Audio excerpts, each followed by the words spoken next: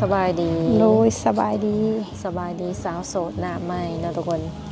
วันนี้ก็มีโอกาสเข้ามาหาเพิ่นเป็นมื้อแรกเนาะอันนี้อยู่เพื่อนเจ้าเองบ่อันนี้อยู่เพื่อนย่าอยู่เพื่อนแม่คุณจ้ะอ๋อโดยก่อนอื่นก็ขออนุญาตถามก่อนเนาะซื้อแนวใดน้องซื้อคำลาเด้ออายุจักปีตอนอายุ30 ปีโอ้เป็นผู้สาวบ่หรือว่าแม่ห้างลูกหนึ่งเด้อมีลูกเป็นที่เรียบร้อยโดย โดยลูกเพิ่นได้จักขวบเลยลูกเลย4 ปีแล้วครูข้างหลังบอกโดยเสือแดงนี่อันนี้แหละโดยเพิ่นมาลิ่นไก่เมย์เพิ่นโดยก็คือเป็นโสดมานี่ได้จักปีเป็นโสดมา4 ปีเลิกกับสามีมาก็คือเลิกตั้งแต่มาอยู่ในท้องได้ลูกมากับบริครบ4 ปีกว่านะโสดมาโอ้อันเชื่อเนี่ยเลิกตั้งแต่ถือผ้าว่าซั่นโดยเริ่มถือผ้าแหละคือแยกทางกันแล้วโดยขออนุญาตถามแบบความเก่าหน่อยนึงเนาะแบบเพิ่นฮู้อยู่บ่ว่าเฮาก็ถือผ้าอย่างประมาณนี้เป็นอะไรคือว่าได้เลิกได้ลากันความคิดบ่เข้ากันคือแบบว่าต่างคนต่างไปแม่หรือว่าเฮาอยากเลิกกับเพิ่นหรือว่าเพิ่นไปเองเพิ่นไปเองโอ้ตอนนั้นก็อยู่บ้านนี่บ่ตอนนั้นก็อยู่บ้านเคยไปแบบหาเงินหาคำอยู่บ่เคยไปหาเงินอยู่ไทยโดยสาเหตุที่ว่าเลิกลากันหลักๆแม่นว่าความคิดต่างกันประมาณนี้โดยหากอาศัยแบบว่าอยู่กินนำกันนี่ได้จักปีซะเพื่อนหนังกะตั้งแต่2022เดี๋ยวใน2026เนาะโดยมันคือแบบว่ามันคือแบบไวแฮงอยู่กินน้ำกันแบบอยู่ได้ครบประมาณจักเดือนแรกเพิ่นไปกับเหตุงานอยู่ไทยแบบนี้นะน้องก็อยู่พี่แบบมันบ่โดนปานใดนะโดยเพราะว่าสิว่าได้เลิกกับ4 ปีเนาะอยู่กินน้ำกันก็ถือว่า2022อยู่น้ำกันบ่โดนเนาะไล่บ่กว่าขึ้นแล้วไล่ลงครับคืออยู่น้ำกันเลยถือผ้าเลยประมาณนี้โดยได้ตบได้แต่งอีหยังกันบ่โดยได้แบบว่าแต่งอีหยังกันอยู่เพียงแต่ว่าอยู่น้ำกันบ่โดนเนาะโดยตอนนี้นี่เพิ่นก็ยังดูแลลูกซอยบ่หรือว่าบ่ได้ติดต่อพัวพันกันแบบว่าอย่าขาดกันแล้วแม่นโดยบ่มีปัญหาเนาะคันว่าคนใหม่สิเข้ามานี่นะบ่มีแล้วมื้อนี้นี่ถือว่าออกมาเปิดใจบ่โดยขออนุญาตถามเด้อแบบระยะเวลาที่ว่าผ่านมานี่ก็มีผู้บ่าวแบบเข้ามาจีบอยู่บ่ถามว่ามีก็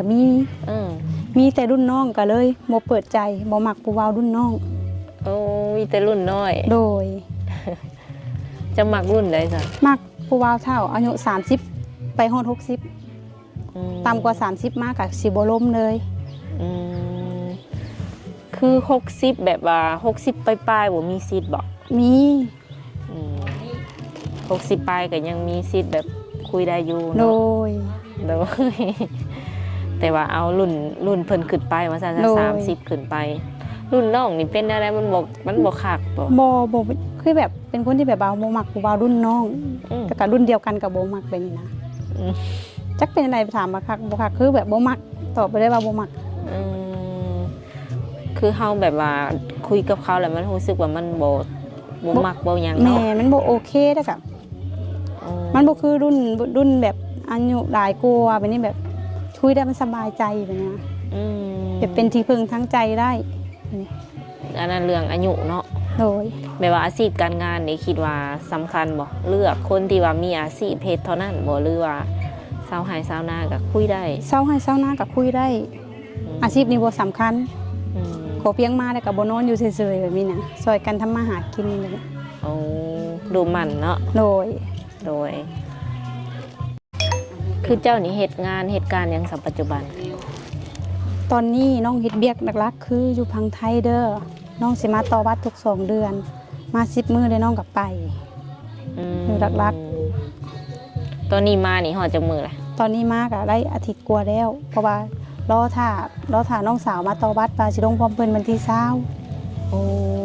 แสดงว่าจักหน่อยเจ้าก็สิได้ไปฝั่งไทยแล้วอันนี้ โดย ลูกได้ซาอยู่ ลูกอยู่น้ำเมเด้อ โอ้ไปเห็นงานอยู่แถวไหนอะนะฝั่ง แถ ไท ม ย บางกะปิลาดพร้าว อืมเกี่ยวกับอย่าง เกี่ยวก็ขายผลไม้ แม่เปิดห้านเองเลย บอเป็นลูกน้องเขา โอ้เดือนหนึ่งก็ได้หลายอยู่บ่ ได้แค่12,000 กินอยู่น้ำเพลิน กินน้ำเพิ่นอยู่เอง อืมจังพ่อแบบว่าเพิ่นผิวพรรณเพิ่นจังดีเนาะทุกคน มาได้2ติดแล้ว แบบว่าเพิ่นไปอยู่ฝั่งไทยประมาณนี้เนาะเฮ็ดงานเฮ็ดการอยู่พุ่นก็คือ2 เดือนแล้วมาเยี่ยมบ้าน2 เดือนแล้วมาเยี่ยมบ้าน โดย โอ้ผู้บ่าวฝั่งไทยก็บ่ได้มีบ่ มีแต่ก็คือแบบที่บอกอะไปก็คือสิมีเฉพาะรุ่นน้องกับบ่มักถามว่ามีนี่มีแต่บ่จิบ่คุย ส่วนหลายมีแต่รุ่นน้องที่เข้ามาติโดยก็ปฏิเสธไปเลยบ่ ปฏิเสธไปเลยเพราะว่าเป็นคนตรงๆถ้าบ่มักได้ก็คือสิบ่คุยได้สิบอกกันตรงๆบ่มักเพราะว่ารุ่นน้อง คือเฮาเองก็อยู่ฝั่งไทยอย่างสี่เนาะแบบว่าคันมี FC จะไปหาอยู่พุ่นเลยนี่สะดวกบ่ สะดวก ก็คือไปหาอยู่หันได้เลย โดย หรือมีมือพักบ่ มีเดือนหนึงพัก4มื้อ อันเลือกได้เลยบ่หรือว่าแบบ เฮาอยากพักมื้อใดก็ได้แล้วแต่เฮาภายในเดือนหนึง4มื้ออยากเอาวันไหนก็ได้แล้วแต่เฮาสะดวกเฮามีธุระไปถ้าเฮาบ่พักก็ตีเป็น OT ให้ โอ้คักได้เนาะคันเราแบบสิไปลินไปเที่ยวหยังเพิ่นก็สามารถแบบไปได้ โด เนาะ ยไปได้ เพิ่นเลือกได้ว่าซั่นจ้ะมือพัก คันว่าเฮาขยันก็คือจะได้เป็นเงิน OT ไป โด บ่ ย เขาเวียกจักโมงหาจักโมง เข้าเวียก 11 โมงเลิก 3 ทุ่ม คันคือแบบว่าเพิ่นสิทักลินนำประมาณนี้นะก็มีแบบว่าเวลาตอบเพิ่นอยู่บ่ส่วน มี ขายของขายห โด ยัง ยตอบไล่ โอ้เพิ่นบ่ได้ให้เนาะ บ่ คุยสายก็ได้บ่ คุยสายก็ได้แล้วเฮาใส่หูพังแบบเนี้ยได้ โอ้คักๆเนาะ คือเพิ่นมีเวลาให้หนุ่มๆแบบเกือบว่าเต็มที่เลย โดยแต่ก็ส่วนมากก็สิบ่ค่อยคุยเพราะว่าเป็นคนที่บ่ค่อยมักเล่นโทรศัพท์ อืมว่าบ่ได้บางทีเจอคนถึกใจ แม่ อันนี้เปิดใจครั้งแรกบ่หรือว่าหลายครั้งแล้ว เปิดใจ หาก็เคยเปิดบ่ โดย โอ้เป็นแนวใดสแบบว่าเห็นในช่อง YouTube หรือว่าหมู่ครูแบบแนะนำมา ก็ถือว่าเห็นเขาก็ว่าโอเคก็เลยลองเปิดใจเบิ่งอะนะเพราะตัวเองก็บ่เคยเฮ็ดว่าก็ว่าลองเปิดใจเบิ่งเพื่ออยากปรึกษาหมู่ๆที่แบบเคยเปิดใจมากก็บอกว่าถ้าจะเจอคนอายุหลายก็ต้องลองเปิดใจเบิ่งจะได้พบเห็นหลาย แสดงว่าหมู่แบบเว้าปากต่อปากมา โดย ก็เลยว่าเอ้าลองเบิ่ง โดย หักได้เข้าไปเบิ่งอยู่บ่ใน YouTube อีหยังประมาณนี้กะ กับบ่ได้คอยเขาเบิ่งบ่เป็นคนบ่ค่อยมักเล่นโทรศัพท์ เออ ส่วนมากก็สิเปิดเพลงในกับฟังไว้ โอ้เออมีแต่ว่าแบบปรึกษาหมู่ครูซื่อๆอัน โด นี้เนาะ ย เป็นแนวใดสักความรู้สึกแบบเฮาได้เปิดใจแล้วจังซี่นะ ก็รู้สึกตื่นเต้น บอกบ่ถูก บ่เคยแบบว่าเฮ็ดอีหยังประมาณนี้ติ บ่เคย ฮักมักกลิ่นมักเซลฟี่อยู่บ่แบบ บ่ ถ่ายตัวเองจังซี่ บ่มักเพราะเป็นคนบ่มักเล่นโทรศัพท์บ่มักถ่ายทุกทีเป็นคนแบบถ่ายรูปบ่ขึ้นเนาะก็เลยบ่อยากถ่ายรูป เออแล้วาอันนี้ถือว่าสิว่าไดเป็นครั้งแรกที่ว่าเพิ่นกล้าออกกล้องออกหยังประมาณนี้ ก็บ่เป็นอย่างเดียวก็ลึงไปเนาะหักอีกบ่โดนนี่ก็ถือว่าสิลงแล้วคือบ่อยู่หลีดสงกรานต์ก่อน กาสงกรานต์ก็ขึ้นมาใหม่ โอ้คือเปิดใจนี่เปิดใจแบบใดขออย่าตถามแบบหา เปิดใจ คนคุยแก้เหงาบ่ บ่หาครูชีวิต โอ้ คนมาเลี้ยงลูกซอย เออ ถ้าไปหับประวัติเท่าไรเขาเคยเป็นแม่ห้างปานผู้ชายมามีลูกติด1 คนแต่ก็ต้องดูแลแม่อีก1 คนคือถือว่าโอเคเลย พร้อมสละโสดเลยบ่ โดย โอ้ดีเนาะปัจจุบันนี่แม่นสิว่าในลูกนี่อาศัยอยู่กับแม่พ่อได้ซะ พอแยกทางกันตั้งแต่ข่อยยังน้อยพุ่นข่อยอยู่กับแม่กับลูก3 คน เวลาที่ว่าเจ้าไปหาเงินนี่แม่เพิ่นอยู่กับลูก 2 พังบ่ โดย โอ้ให้หน้าตะกร้าบ่ได้เฮ็ด บ่ได้เฮ็ดเพราะว่าบ่มีพ่อ หักมีอยู่บ่นากะ มีแต่บ่มีผู้เฮ็ด โ คันว่าชื่อว่าในขาดคนพาหาพาสร้างเนาะ แม่น โอ้ลูกนี่นี่สับแบบว่าเดือนหนึงนี่เฮาส่งมาให้เพิ่นนี่หลายบ่เดือน ก็แล้วแต่แบบมีหน่อยก็ส่งหน่อยมีหลายก็ส่งหลาย อืมคันได้12,000นี่สิส่งประมาณเท่าไหร่ ก็บางทีก็7-8,000 10,000แบบนี้แล้วแต่ ส่งมาบ้านนะ โดย ก็ถือว่าเจ้านี่ก็ใส่หน่อยกว่าทาง โด บ้าน ยเพราะว่าต้องให้ลูกกับเมก อ๋อ12,000ก็ถือว่าพอใช้พอจ่ายอยู่บ่ กับโบโพแต่ว่าต้องจำเป็นนะหาผู้เดียว โดยมักไปหลินไปเที่ยวอยู่บ่ บ่ เจ้าก็ เป็นคนบ่มักเล่นมักเที่ยวเด้อ อ๋อกินเหล้ากินเบียร์ได้อยู่บ่เลย กินได้แต่ช่วงเทศกาลเป็นงานถ้าให้กินแบบปั้มเพื่อเล่นเรื่อยๆเฉยๆคือสิบ่กินเลย โอ้มักอยู่บ่สับผู้ชายกินเหล้ากินเบียร์ ถามว่ามักบ่ก็บ่มักแต่ว่าคือให้กินได้อนุโลมให้กินได้ก็คือมีงานแบบเนี้ยเทศกาลมันกินได้แต่ให้กินแบบปั้มเพื่อทุกมื้อทุกเว้นอ่ะบ่ฮัก รับบ่ได้ โดย เออไปผู้ชายมีหนวดมีเคราก็มักอยู่บ่ ถามว่ามีหนวดมีเข้าก็ แม่น ผ่าน ทานอยู่ โดย อืมลักๆนี่มักผู้ชายแบบนิสัยแบบใดอ่ะอยากให้เพิ่นเป็นนิสัยประมาณไหน รักๆถ้าเลือกไล่เนาะ แม่น เป็นนิสัยแบบฟังความลูกความเมียแบบนี้ อืม บ่ค่อยเว้าค่อยจ้าแบบนี้แบบน่ะ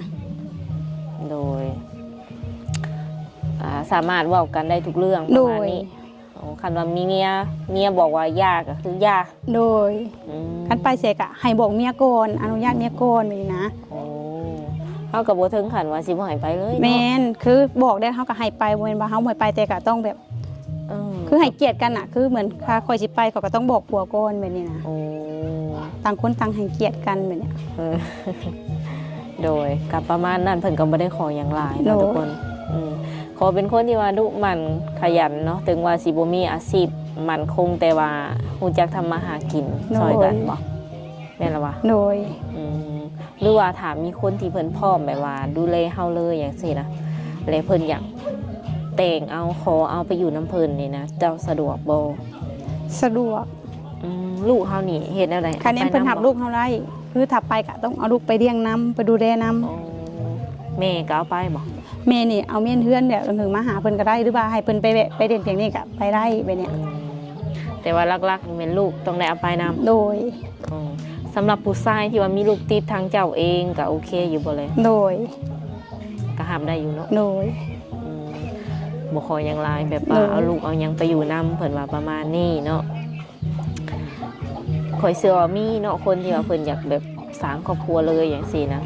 แล้วก็อยากแต่งอยากขอไปอยู่นำเลย โดย อ๋อใกล้ๆก็อยู่ได้บ่อย่างเช่นฝั่งไทยหรือว่าอยู่ต่างประเทศอย่างซี่ ได้ โอ้ บ่มีปัญหาขอเพียงเอาลูกไปนำ ขออนุญาตถามแบบว่าอ่านออกเขียนได้ปกติบ่ โดย เรียนจบห้องไหน โทษเด้อน้องเฮียนจบแค่ป .5 เป็นคนโวได้เฮียนสูงเพราะว่าอยู่กับแม่บ่มีพ่อ แต่น้อยพุ่นบ่ โดย หักปหานี่ก็ถือว่าอ่านได้เบิดบ่ โดยอ่านได้เบิดแต่บ่ได้แต่ภาษาอังกฤษ ลาวไทยนี่แตะเบิดบ่ โดย โอ้เก่งได้สำเร็จกันเนาะเพราะว่าปหาเองได้ทุกคนเลย โดยจบแค่ป .5 เด้อบอกไปก่อน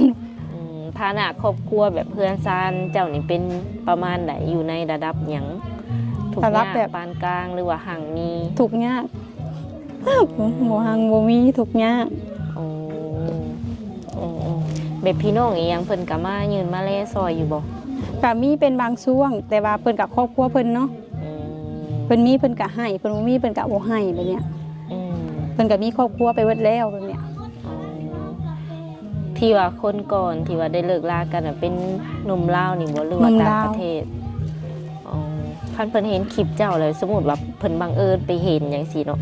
เพิ่นอยากกลับมาขอคืนดีจังซี่นะเจ้าก็สิให้โอกาสเพิ่นอยู่บ่ บ่ อ๋อ ปฏิเสธตอนนี้เลยว่าบ่ผ่านกล้องไปเลย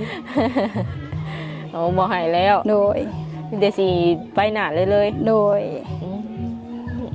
บ่กลับหลังแน่นอนทุก โด คน ยเพราะว่าเคยให้มาแล้วก็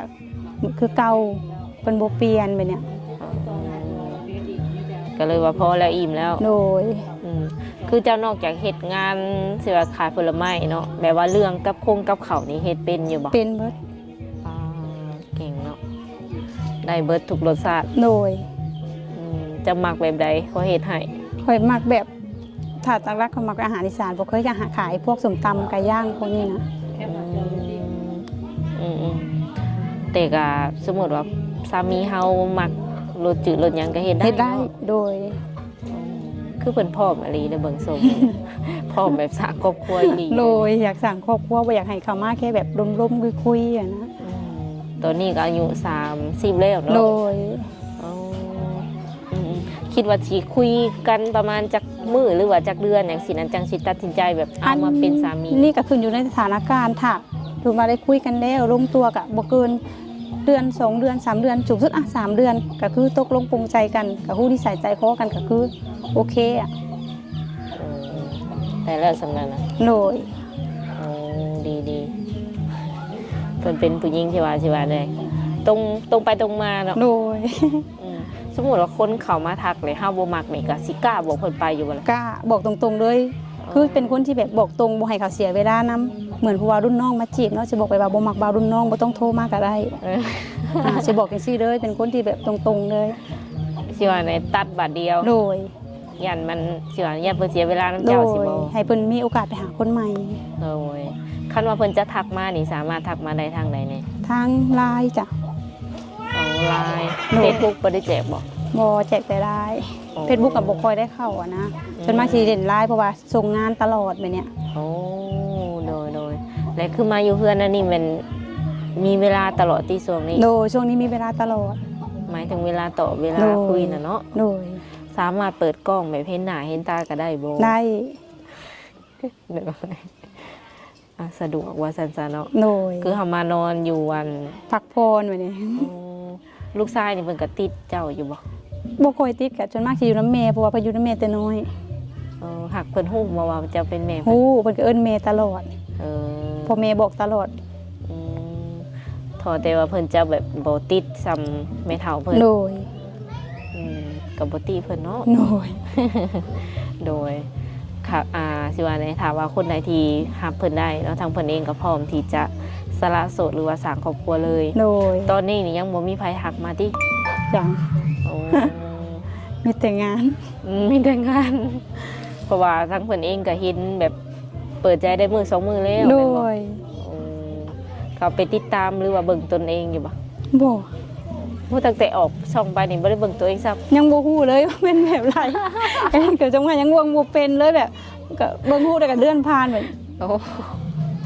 บ่ฮู้ซะว่าตัวเองอยู่บ่งใด โดย ว่าเป็นอย่างครั้งแรกเนาะทุกคน โดย เลยมาอยู่บ้านนี่แบบว่ากับมีหมู่มีคู่หลายอยู่บ่ บ่มีพอเป็นคนบ่มักไปเด่นไปเที่ยวมาบ้านก็คือสิอยู่เฮือนกินได้ก็นอนบ่นอนก็ไปหานู่นหานี่ได้ก็มาค่ำก็มาเฮือน ป่าตัว บ่ไปเลยได้ เป็นตะเหงา บ่เหงาก็อยู่ได้แบบนี้เคยมันชินแล้ว เออแบบบ่มีหมู่มีคู่ก็ยากเฮ็ดแนวอื่นไป โดย บัดคนอื่นฟังก็ส่งแบบส่งสิ่งเหงาจังซี่เนาะ โดย แต่สำหรับข่อยแบบมันชินแล้วมั้ง นอนเดึกอยู่บ่แต่ละมื้อแต่ละวัน ถ้าบ่มีโทรศัพท์ถ้าบ่มีงานเข้าก็คือ7:00 นก็คือนอนแล้ว 7:00 นแรงอะนะ โดย ถ้าแบบมีมีเบียกลมคือซั่นสิก็สิอยู่เดึกแน่ โอ้สำหรับสาวโสดคนนี้แม่นประมาณนี้เนาะ โดย คันว่ามีคนเข้ามานี่ก็เว้าบ่ได้บ่อยู่เดึกขึ้นเดึกขึ้น น่าน่าสิแม่น หากจะมักนอนตะเวนเนาะ แม่นเป็นคนมักนอนแต่เว้น ดี ว่าบ่มีหมู่เนาะจักสิไปเด่นไส เบิดสิว่าเนี่ยเอาโทรศัพท์เป็นหมู่ แม่ หมู่ก็อยู่นี่ เปิดเพลง ยังก็อยู่นี่ เอาเพลงเป็นหมู่โทรศัพท์เครื่องนี้ก็เปิดเพลงแล้วก็นอน เออ โดยอ้าวดีแล้วเนาะทุกคนเป็นสาวบ้านๆที่ว่าบ่ค่อยมักเล่นมักเที่ยวทางสาวเพียงเองก็หวังว่าสิตรงสเปคหนุ่มๆหลายคนอยู่เนาะสุดท้ายนี่มีอย่างแบบอยากฝากถึง FC ของข่อยโบที่ว่าสิเขามาคุยกับเจ้าเนาะนับตั้งแต่มื้อนี้เป็นต้นไป ก็ขอฝากเนี่ยเด้อ อืม น้องเป็นคนโสดอายุ30มีลูกติด ต้องดูแลลูกก็ต้องดูแลแม่อีก ถ้าสิเข้ามาก็ขอให้รับในตัวน้องได้เพราะน้องมีตำหนิอยู่ในคำบาแม่ห้างเนาะ เวลาคนเข้ามาจีบสิเว้าดูถูกแบบว่าบ่มักในห้างลูกติดจังซั่นสิเป็นภาระถ้ารับในตัวน้องได้ก็เข้ามาได้เด้อยินดีต้อนรับ โอ้เพิ่นก็บอกไปเบิดทุกอย่างว่าซั่นๆเนาะ โดย บ่มีหยังปิดบังแล้วต โด อนนี้ ย โดยโอเคเนาะทางสาวเปลี่ยนก็สิได้ขออบรมกับเพิ่นประมาณนี้ก่อนแล้วก็สิได้สิว่าไงเอาเงินไว้ให้เพิ่นเติมบัตรเติมเบอร์เนาะ100,000 กีบเนาะ โดยขอขอบใจ